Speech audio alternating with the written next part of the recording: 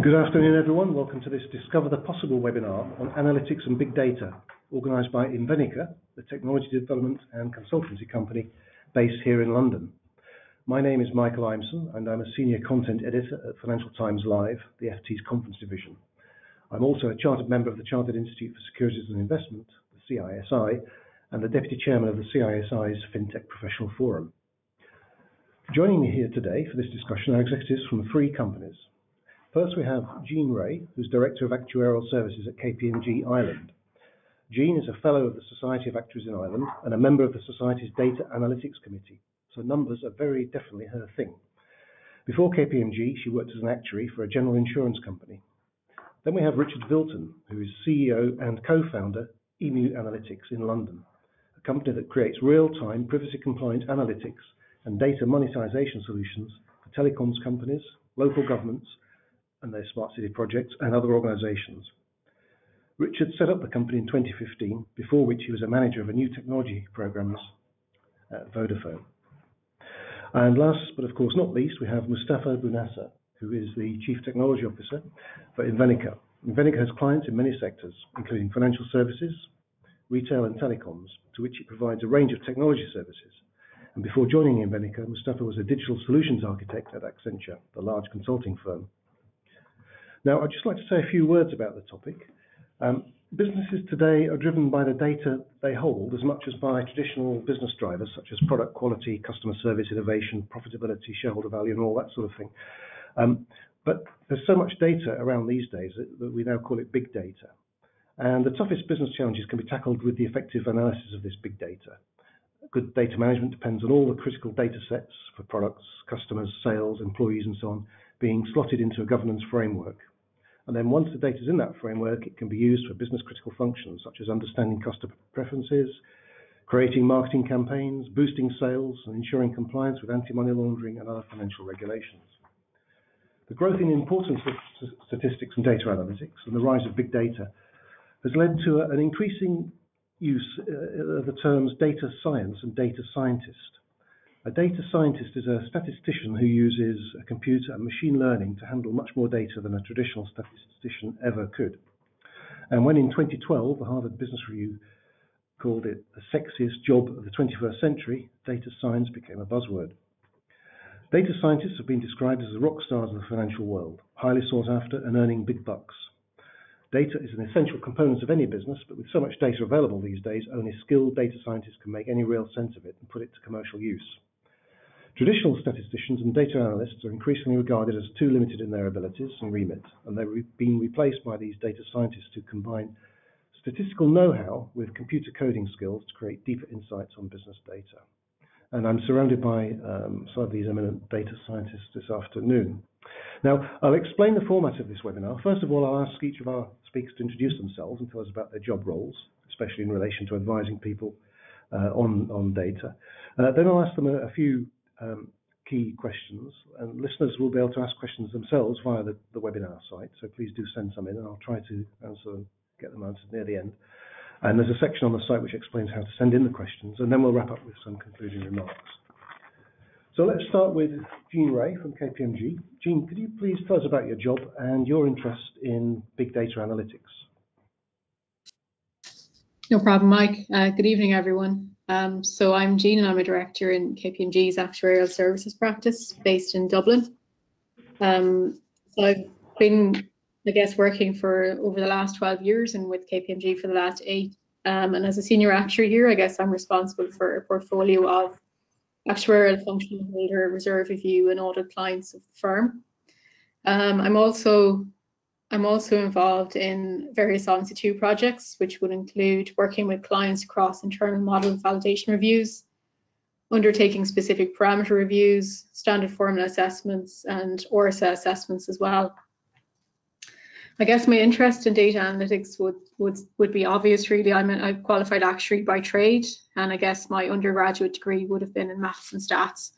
And I guess attending various actuarial conferences in recent years, there would have been a lot of discussion about data scientists, and in particular data scientists taking the roles of actuaries. So there would have been quite a bit of I guess, negativity, curiosity, and all that sort of stuff on the go. So I decided to put my own curiosity at rest, and I decided to do a course in data analytics. So I did a professional diploma in data analytics, which I finished about 2 years ago. And I've since moved on, and I'm doing a master's. I'm due to finish the master's during the summer. So the master's is from University College Dublin, here in Dublin. And I guess my challenge now is really to put a lot of this to work in the day-to-day job. So the course would cover things like coding, such as R and Python, and also statistical topics such as time series, Monte Carlo, Bayesian analysis, and multivariate analysis. So it's quite varied. Some of the stuff is new and some of the stuff isn't. So in terms of putting it to work, I guess the insurance sector, and particularly actuarial functions, face a number of challenges at the moment.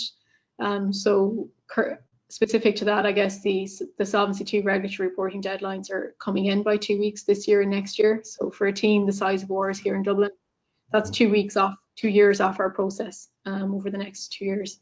So it's not it's a fairly material amount of time to lose off a process. There's also IFRS 17, which is the new accounting standard for insurance contracts. That's coming down the line as well. So it's quite a technical standard with reasonably onerous data and modelling requirements. So I guess I'm working with clients at the moment to try and help them improve their processes and to try and, I guess, work smarter and not necessarily harder to implement the new accounting standards and to meet regulatory reporting deadlines. Okay, thank you very much, Jean. Richard Vilton of Emu Analytics, please describe what you do and how you advise people on how to get the best out of their data. Thanks, Mike. And hello, everybody. My name's Richard. I'm the CEO and co-founder of Emu Analytics. We're less of an advisory, actually. We're a 4-year-old software company, and we provide an analytics platform that's designed to ingest, process, analyze and visualize large volumes of geospatial and temporal data. So the sort of data you might get off of networks or IoT sensors, transport networks, energy networks, very much in the smart cities space. And most of it is focused around the movement and position of things, infrastructure, populations, and how they interact with one another. Just to give you a little bit of background, our customers today include the likes of Vodafone and BT, Transport for London, International Airlines Group, Oxfordshire County Council, Future Cities Catapult, so all quite diverse, but all with the same general ambitions in the smart cities innovation space and the use of new and big, fast data to answer some of the challenges in that area. My co-founders and I were formerly a small technology team within one of the large mobile operators, and we spent many years there conducting lots of proof of concepts around how you could monetize mobile network operated data for this sort of area. And then we set up Emu Analytics in 2015, but with an aim of creating solutions that could start to operationalize these kind of concepts.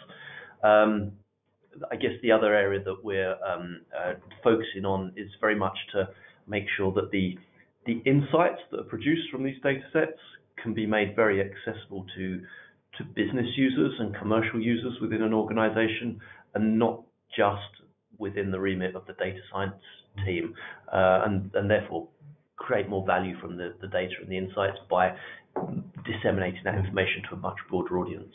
Okay, thank you, Richard. And Mustafa Ganas of Invenica, please tell us about what your company does. Thank you, Michael. I must first say that I'm delighted to be part of this panel with Richard and Jean to discuss data and analytics. My name is Mustafa. By trade, I'm a digital strategist, and inventor, if that's not too much of a pretentious word for somebody who likes to build new concepts and ideas.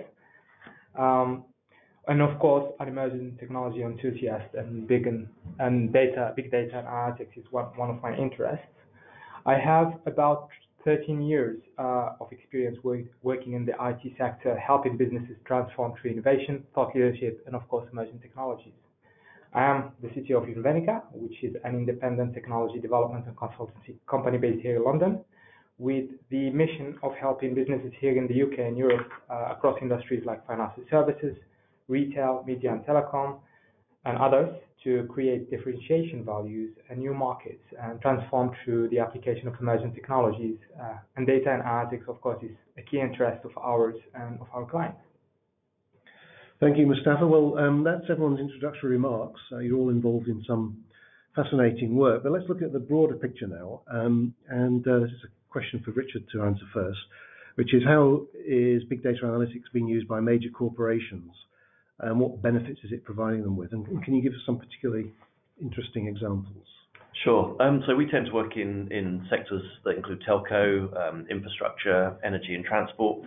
So generally quite large enterprises. And most of them are working to some degree with big and fast data, either to introduce sort of operational efficiencies within their business, or to explore data monetization opportunities whereby they might look to sell insights derived from their own data assets into adjacent sectors.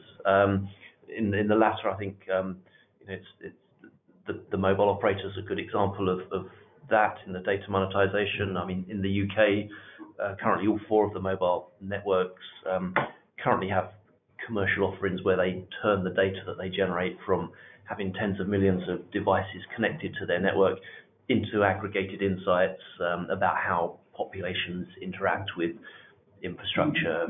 You mentioned Transport for London being one of your clients. Yeah. I don't know how much you can reveal about what you do for them, but having got here by tube, yeah. Sometimes I drive through the congestion charging zone. I'm a registered user, so I get a cheaper rate. What sort of analytics? Well, actually, we've just I think actually there's going to be some press about this week, but we've just actually embarked on a accelerator program with Transport for London, whereby we will be analysing and visualising the impact of roadworks on London's roads, in particular focusing on how they might impact pedestrian, cyclist and vulnerable users across London. Obviously, there's a lot of roadworks.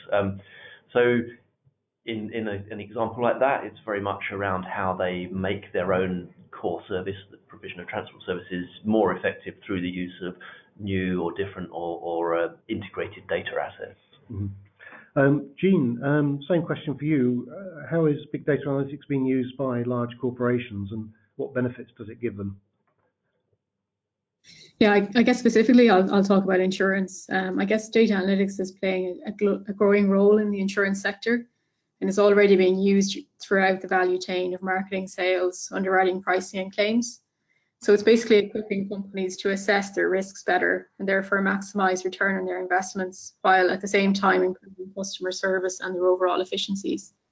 So for example, if we take the claims handling process as an example, data analytics can be used there to detect fraud, and it can be used, say, for example, in the claims segmentation and triage process, so basically deciding how you handle your claims, and also around recognition of large losses and generally just more accurate claims reserving.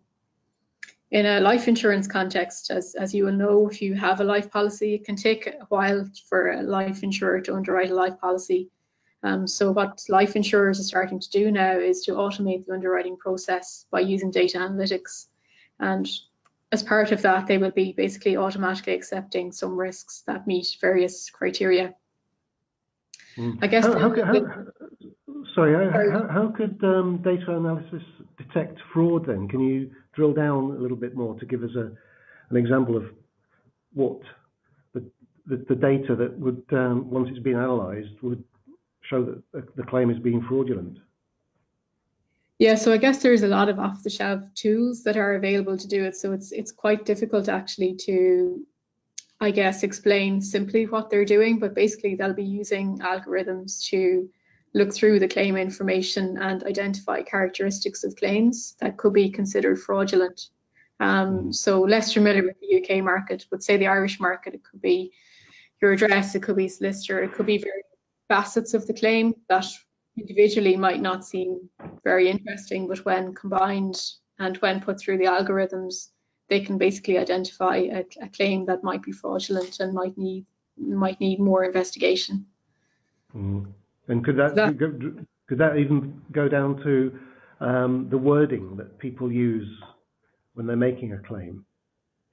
It could do, or even so say some of the more, I guess, online or I guess some of the newer generation of insurers might ask you to submit a video, say for example a video recording or a voice recording of your claim, and using voice techniques, I guess they can determine whether potentially there is an element of fraud or detect something about your voice as you're submitting your claim. Mm-hmm. Okay, thank you, Jean. And Mustafa, same question for you. How is it being used by large companies, and what sort of benefits is it giving? Well, I would say that probably Jean tackled one of the most interesting use cases for financial services, which is fraud detection. I think alongside with this use case, risk management, automation, and algorithmic trading is one of the use cases that we personally were involved in, where we help some of our clients, not necessarily in financial services, but in other industries like commodity and trading, where we applied analytics on top of data that was generated using IoT, for instance, when it comes to monitoring commodities in warehouses.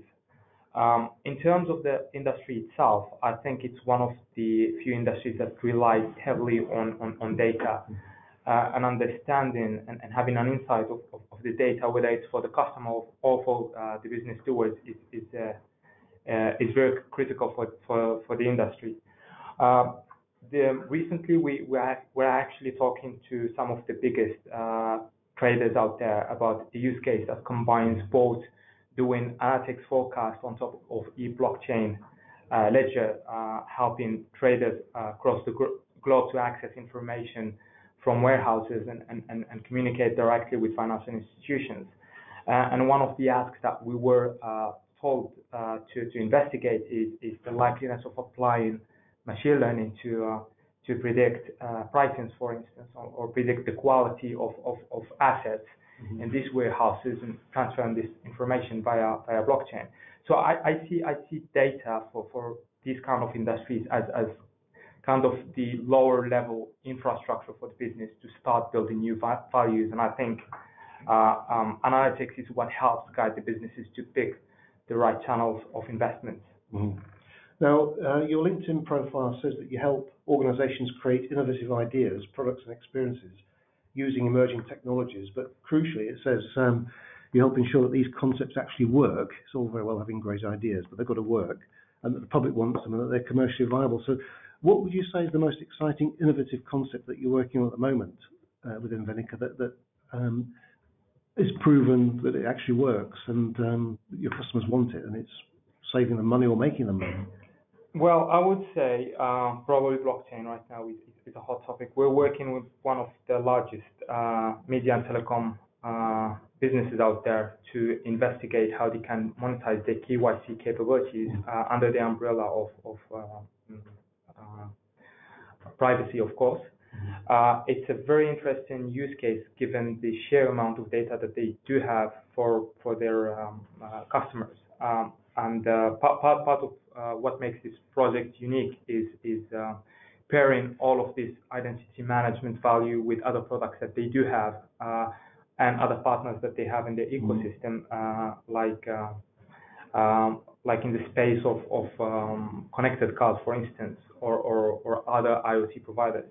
Mm-hmm. In terms of other projects that we are currently invested into is supply chain issues in regards to the grey market. That's one of the projects where I see data science as pivotal to actually flesh out any threats from the market and try to find where the value for the brand is and how to convey that value for the end consumer. Mm-hmm. Okay, thank you. Jean, question for you about data analytics in the insurance sector, because you talked about insurance because you used to work for a couple of insurance companies, and I see that you spoke at a conference last month organised by KPMG and InsurTech Ireland called Making Data Analytics Work for Insurance. And I just wonder how well you think insurance companies handle big data. Are they better at it or worse at it than, say, banks or other companies in other sectors like telecoms, media, retail? Can you give us a feel for where the insurance sector is with big data and analytics? Sure. Yeah, I guess it's probably a little bit of a mixed bag. So I guess insurers, by their nature, will have lots of data. But I think some of the issues around using that data might be the fact that a lot of the information could be stored in legacy systems or across multiple systems that don't necessarily talk to each other, which means that a lot of manual work needs to be done before the data can actually be used. So everyone's really interested in doing all the sexy analysis, but actually the majority of the work is actually in getting the data into a state that you can actually do something with. And then, of course, insurance is obviously a highly regulated industry. So there's obviously conduct issues that we need to be aware of. So obviously the underlying principle of insurance is that of pooling risk. And I guess as non-life or general insurers in particular, you look to use broader data sets and more sophisticated techniques. There's obviously a risk that we're starting to undermine that principle, whereby we're segmenting customers into very granular groups. And we could end up in a situation where there's certain types of customers that may not be able to afford insurance. So that's obviously a risk with all of this, is that as we get more and more granular, we're actually undermining the overall principle of insurance. Mm-hmm. Richard, you talked earlier about Transport for London. What about the airports and airline sector? You do a lot of analytics for them. Can you give us an example of how they use it to assess risk and optimize their services? Yeah, so we've recently been working with International Airlines Group, a company that owns British Airways and Iberia, amongst others. And for them, we've implemented an iteration of our software that is ultimately being used for a vehicle telematics use case. So it's the movement and position of vehicles that travel airside at an airport. And within that, we are not only helping them show the movement and position of those vehicles, but doing real-time analytics on that data in the areas such as queue detection and congestion, anything that might potentially impact the operational service of their business. We're able to use data derived from moving objects and from telematics sensors and turn it into something that allows their operational teams to more effectively manage their own infrastructure. Yeah, but to me, that doesn't sound a complicated thing, moving vehicles around an airport. There's such a huge amount of space compared with the road. Surprised. Yeah, it's particularly the UK airports. They're quite constrained areas with quite prescriptive routes that have to be taken, and there's a lot of vehicles that have to go airside, and there's a lot of obstacles to those vehicles.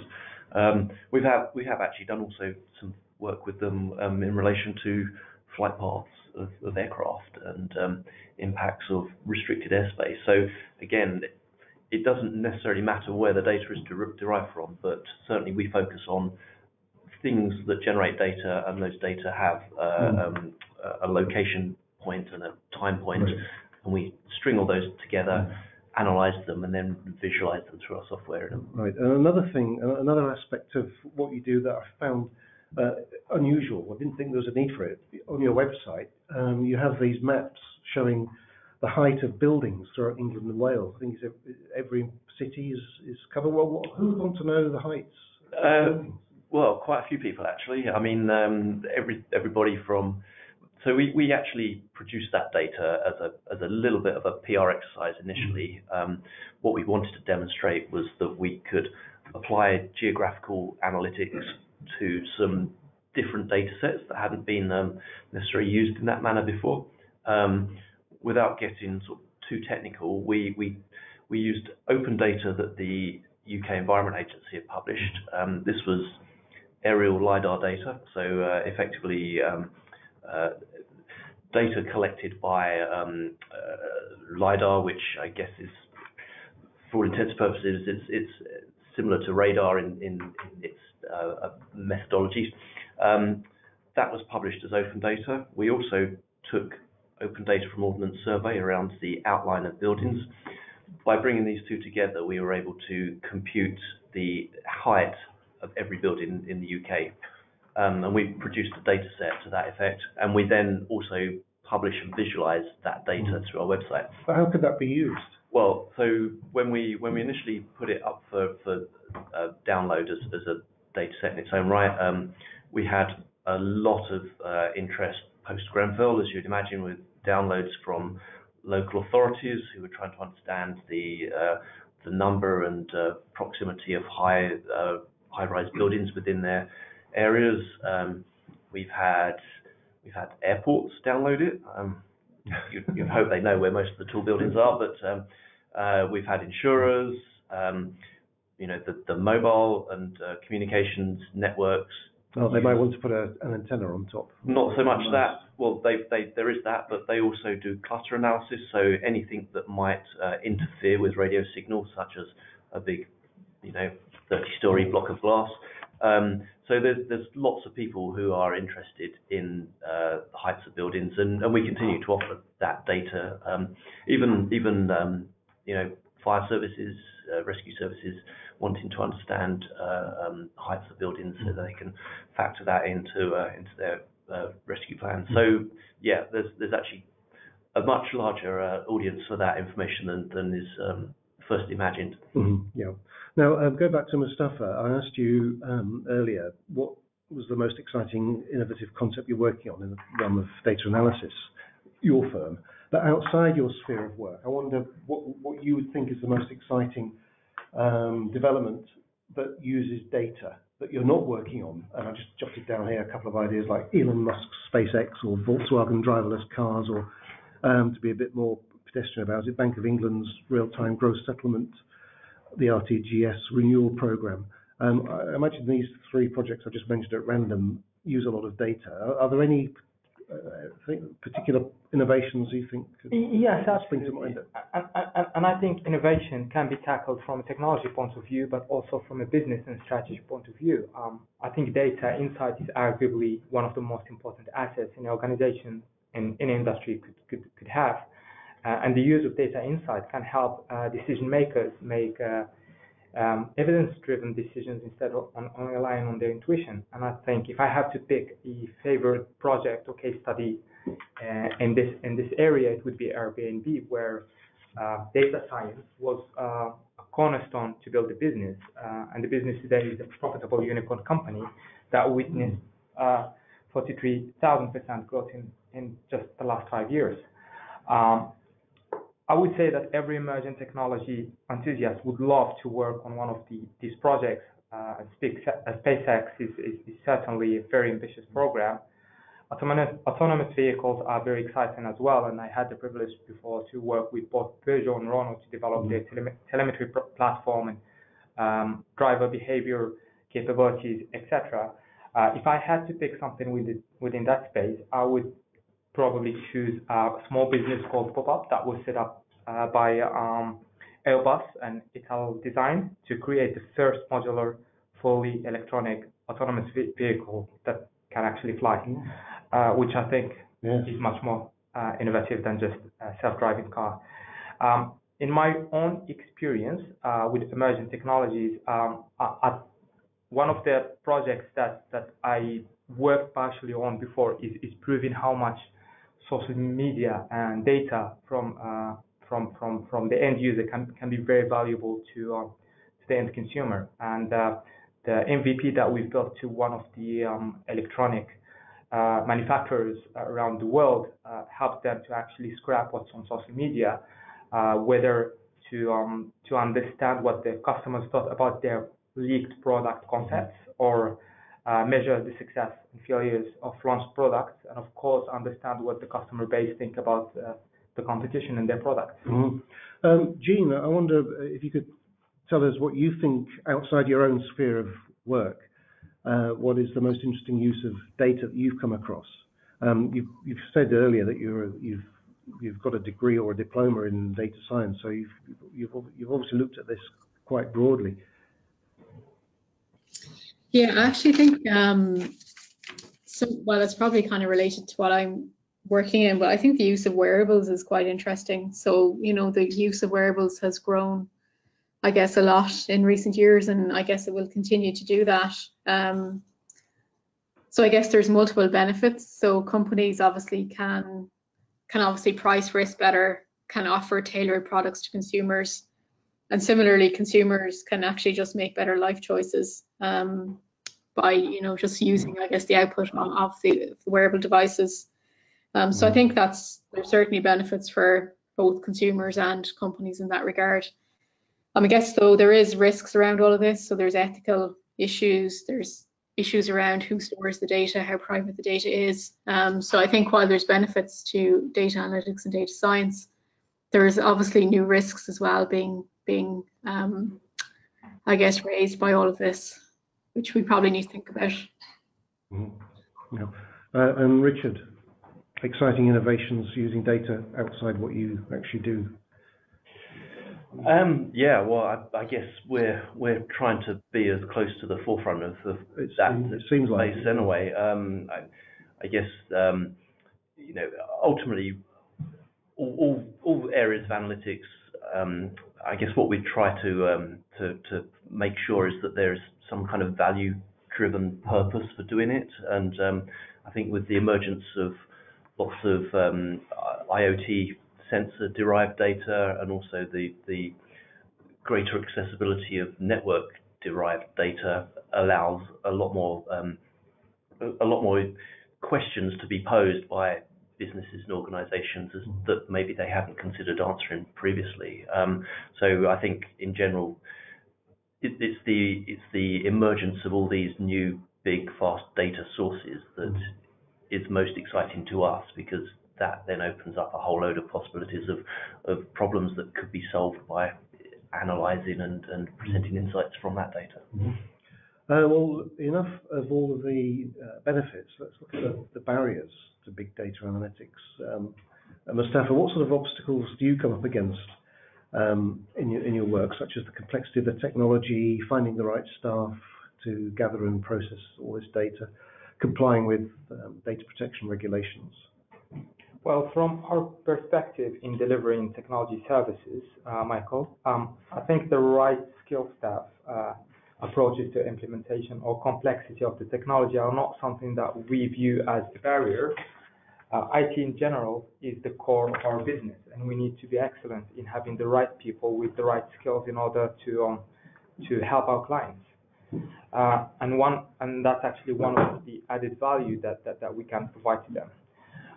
Working with different clients in different industry actually helps us gain experiences and use cases that we can share across these industries, which make the knowledge transferable and much more easier compared to businesses who develop technology solutions by themselves. We do share other obstacles, however, with our clients. Regulation and data privacy are certainly two of them. Solving data challenges in the new era is another. And data security as well is a continuous challenge if you consider the infrastructure, technology architecture, and the legacy of the client when we onboard on a new project with them.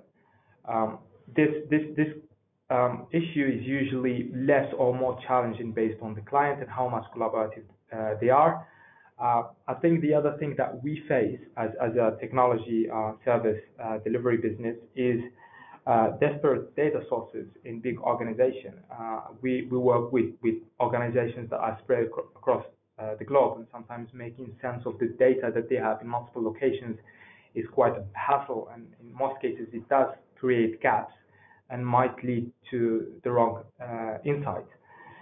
From an innovation point of view, I would say probably understanding where analytics stops and where AI and machine learning start. And I think that's something that we are trying to help educate our clients about, because there are some problems that can be solved merely using analytics, but there are other problems that can be solved using AI or machine learning. I think consultancies like KPMG, for example, are doing a wonderful job in bringing the value of technology to their business cases and problems that the clients have. And Jean, what sort of barriers do you come up against in applying data analytics? Yeah, I guess there's lots. I guess it's where to start. I guess I touched on the data itself. So I mentioned, a lot of the data is stored in legacy systems. which means that we have to do a lot of work sometimes to get the data into a shape that you can do something with. And often a lot of the data, the new data, if I call it that we might be using, some of that might not have been analysed or interrogated in the past. So the quality around that data could be poor. So a lot of work, I think, needs to be done, A, to get the data together, and then B, to just get comfortable with the quality of the data, going into a lot of the methods and tools that we're using, because I guess the risk around all of this is that the results are very much data driven. So if rubbish goes in at the front end, then the results will not be reliable at the back end. I guess in insurance, it's quite a regulated industry, and I would have touched on this earlier. So you may find it surprising, actually, that a lot of the methods that we're using to reserve for claims, some of them could be up to 50 years old. So you probably find that surprising given all of the data and, I guess, technology that we have available to us today. And I guess some of that is around the kind of stakeholders that we have involved in producing regulatory numbers. So we obviously have the regulators, we've auditors, we've investors, and we obviously have our policyholders as well. So I think sometimes the pace of change can be a bit slower in that there's less, I guess there's less hunger and drive to implement some of these emerging techniques when what we have works well most of the time. But as we can see from failures when they happen, it's not great. So when they don't work really well, and they work very badly. So I think there's good incentive there for us to start using some of the more emerging and modern techniques alongside what we've been using for decades. I guess some of the challenges around the new techniques, though, is that the results need to be explainable. So if you think of some of the techniques that are there, some of them may not be that explainable. So it is very much a black box, and you are trusting, I guess, what's coming out the other side. And I guess that's what makes, say, some of the stakeholders uncomfortable, is that if the results are not very explainable. And you mentioned staffing, which I agree is a hot area. Interestingly, IT can be an issue. So say, for example, if you're an actuary working in a company and you want to start using or Python for your analysis, then that's open source software. So you may have challenges, just basic challenges with IT in terms of getting some of that stuff up and going on a corporate laptop. I guess more generally, culture within an organization is important. So embracing some of this new world may not necessarily be palatable for everyone. So for example, senior management, some of them may not have the time, they may not have the interest, or they just simply might not have the imagination. So they might just be used to doing things in a certain way for 20 years, and they may not have any interest in changing that. Or they might just simply feel threatened by it all. So I think key to success really is having senior management buy-in and a seat at the table, and basically time and space to go off and explore some of this stuff. Thank you. Richard? Well, I agree with my fellow panelists. There's plenty of challenges out there. One of the ones that I guess we've observed on a few occasions is that quite often there seems to be, within organizations, there seems to be a lack of focus on the problem or challenge that they're trying to solve with the use of data and insights and analytics. I mean, going back to your opening comments, you know, the introduction of buzzwords and rock stars and everything else has led to a lot of companies, particularly those who maybe have not traditionally been data-driven businesses, wanting to be part of this revolution. And what we've observed in some instances is that, you know, they invest in the technology, they start to invest in collecting and storing and putting data into architectures, and they hire a load of data scientists, and then they wonder what they actually want to get from that data. And it almost feels like a slightly back to front approach. It probably lends itself more to an academic approach to analytics than a commercial approach to analytics, where ultimately the data is not what's valuable, it's the insight and actionable insight that can be derived from data that should be the driver for projects of that nature. So that's an observation. It's probably improving and maturing, but certainly we saw a lot of that in the past few years. That's certainly caused I guess challenges in the rest of an organisation realising the return of the investment in the analytic strategies. Mustafa, you tweeted last month to your Twitter followers a recommendation to read an article in Forbes, which I did look at. How big data has come to mean small sampled data is the headline. And essentially it's saying that data analytics is lagging way behind the creation of big data. And it gave the example of, for instance, a social media analysis might begin with 1 trillion tweets. So there's the big data. Then they'll use a keyword search to reduce that to 100 million tweets, and then a random sample of just 1,000 tweets to generate the final result presented to the user. So that's big data, but there's not much analysis of it if they're only analysing 1,000 tweets. So what's your take on that article? Well, yes, Michael. I think the challenge, and I would agree with what Richard just said about having no idea what we want to infer out of the data and the type of analytics that we want. But yesterday or many years ago, in technology years, the challenge for organizations was having actually any data. Today, the challenge is that there is way too much data out there.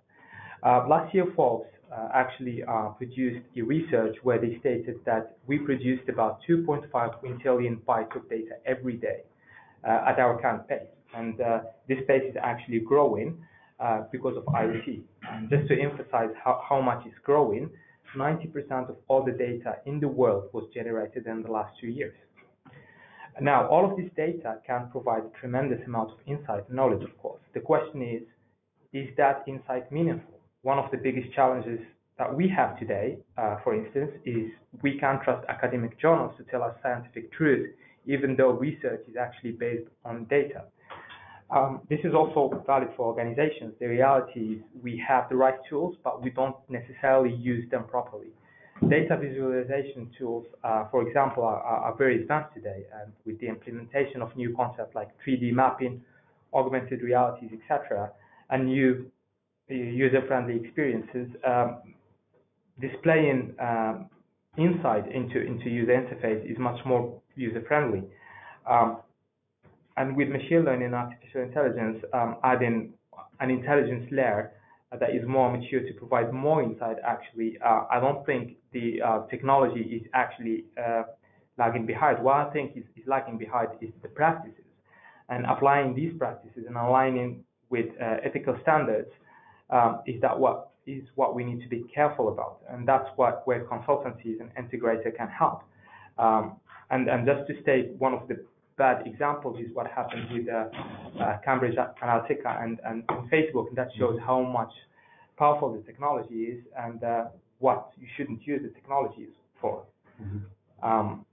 Another angle is that can actually push boundaries is augmented analytics, where automation and machine learning can help extract meaningful insights and from big data and learn how to improve on the understanding of the insight without human error, bad practices, or intended misuses. Thank you. Going back to Jean, the data projects that you've been working on with the Society of Actuaries in Ireland, you're a fellow of the Society. I think I mentioned that earlier, a fellow of the Society of Actuaries in Ireland, and you're involved with the Society's Data Analytics Committee. So you're really keen, obviously, on this topic.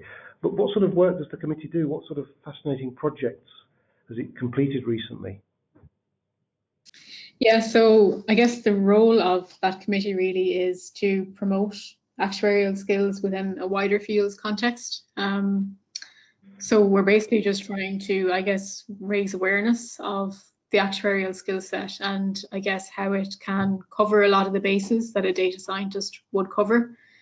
But I guess there's various gaps. So the actuaries may not be, some of them say, as good at coding, for example, as a data scientist might be. So we've been basically running a number of education sessions whereby we've been just getting people more up to speed with or Python and some of the machine learning techniques, tools, etc. I think that's pretty much been, we've obviously been working with a number of other organizations. We work with the Australian Institute. We've been in touch with the US SOA and CAS as well, institutes. So basically just keeping abreast with the international environment and understanding what's going on. I think further down the track, once we get everybody educated and up to speed and up to a kind of a common level, we'll probably look to do more in terms of practical application within an insurance setting of data and analytics. So very much. Yeah, in my intro, when I made my introductory remarks, I was talking about traditional statisticians and data analysts are increasingly regarded as too limited in their abilities, and they've been replaced by data scientists. Well, I could also have mentioned traditional actuaries as well.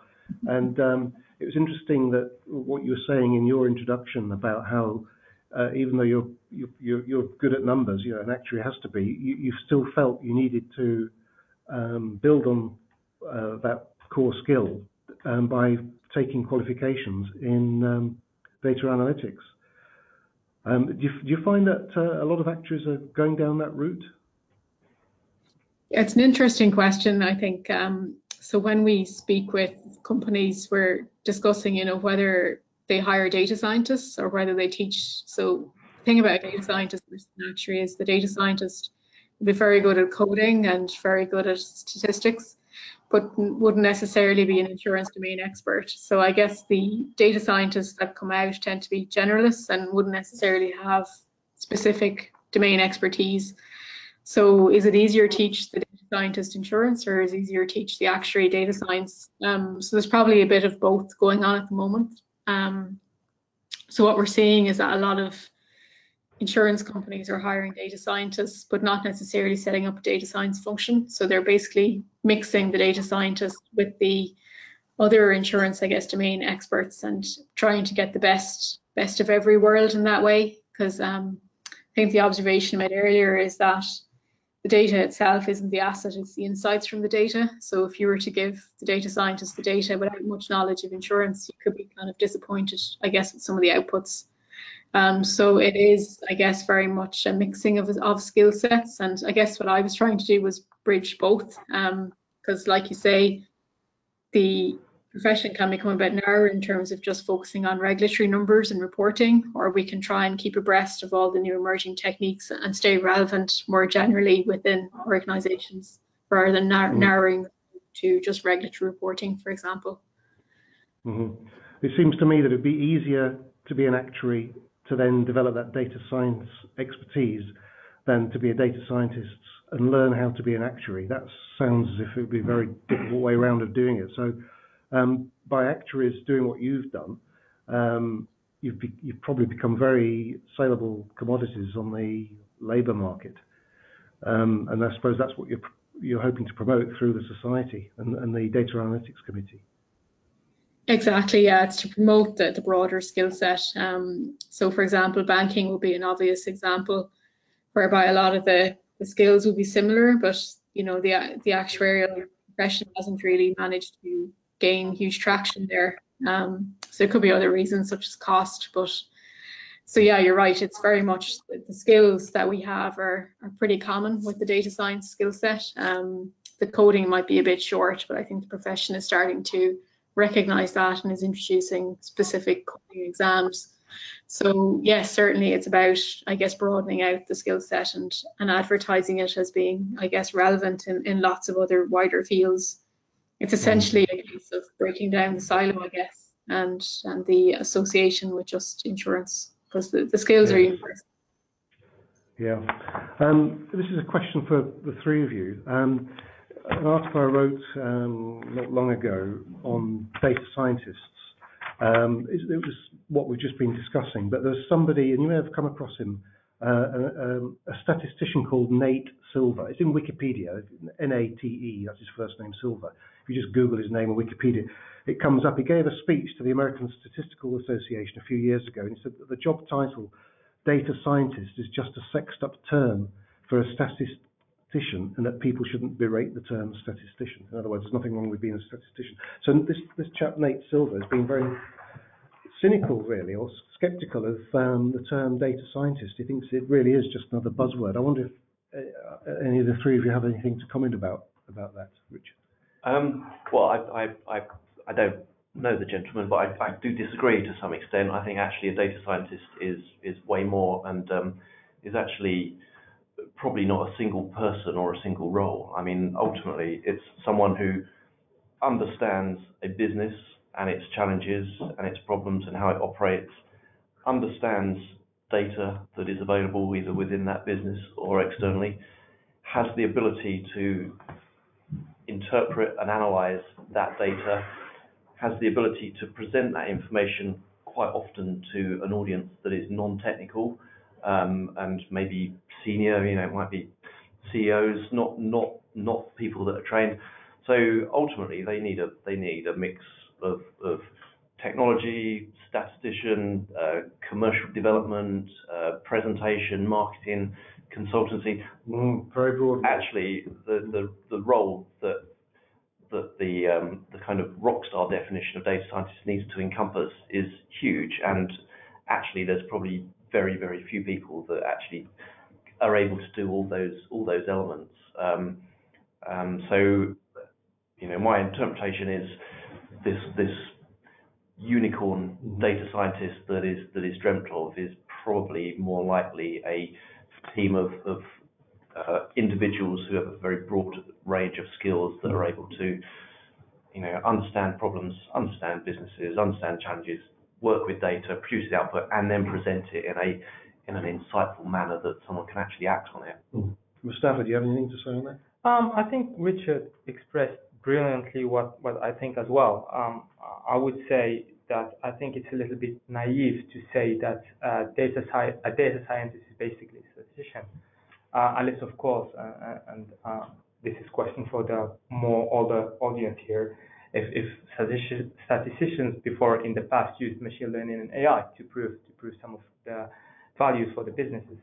I think there is synergy between the roles. I think the role of the statistician today within the IT industry has evolved to encompass more responsibilities, be more involved with the end consumer business, but also use new practices and new technologies to build automation around analytics, for example, or build intelligence layer using artificial intelligence and machine learning.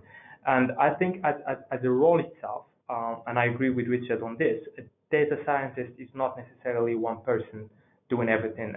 If you would like results in terms of building new predictability capabilities within your organization, that's roughly a team of at least 2 or 3 people to just clean the data, train engines, and actually curate the data and build the necessary algorithms to provide you with that insight. Mm-hmm. Going back to Jean, you went to a conference last year in London, which you presented, and the conference was called "The Actuary as a Data Scientist." So exactly what we've just been talking about this is about companies appointing more data scientists and data officers to make sense of all these huge volumes of data.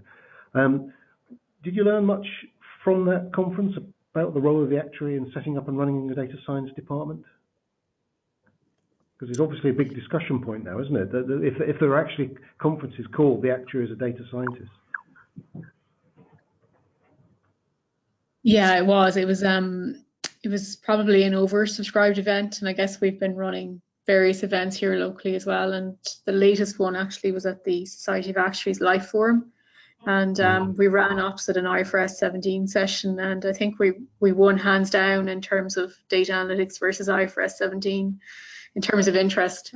So it certainly is a very topical area, and I guess what I would have seen over the last few years was there was a lot of cynicism and even fear around the data scientists taking the role of the actuary, possibly because they're better at statistics or coding than some of the, I guess, more recent actuaries might be. But I guess huge interest in the topic. In terms of what I learned, I guess there's various challenges in doing some of this, and I guess to do it well is difficult. So it's very easy saying, I think to do it well is difficult. And I think some of that comes down to culture. So like I was saying, the key thing really is to have your senior management buy-in to kind of allow you to go off and explore doing some of the analytics yourself. Who would these senior managers be? sorry to interrupt, but who would these senior managers be? Would it be the CIO, or would it go as broad as and high up as the CEO to get their buy-in? Yeah, I guess it's senior, so it could be your chief actuary, it could be your CFO, it could be your chief risk officer, that kind of C-suite. Because I guess most of them would be out of a generation that wouldn't necessarily be looking to change things materially, or they may not be comfortable changing processes significantly. So I think you have to have that buy-in, otherwise, you know, there's a good chance that your whatever initiative you have might fail. Or, you know, you may not just go about it in the right way. So you could hire loads and loads of people and not really know what you want them to do with the data. So I think the comment around insight-driven data is very important. So I think you need to know what kind of insights you need from the data. So what questions you want to ask of the data before you go at it, rather than just getting a data set and trying to figure out what you might want from it. I think it's important to have the business need set out up front and the kind of questions that you're looking to answer as well. So I think they will be good foundations for success. There was a lot of practical things that we would have discussed. Good. Great. Well, thanks, Jean. Sorry to stop you there, but we've almost run out of time. I'd just like to ask all three of you one final question. It's the same for all of you. Please keep your answers succinct, half a minute or so. And we'll start with Jean.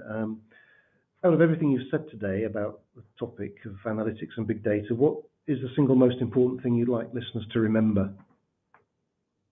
Yes, I think it's that point really around the culture, just making sure you have that senior management buy-in, that you start small and grow, I think, and focus on initiatives that solve a business problem or need. And I think there are good foundations for success. Okay, Richard? I agree with Jean.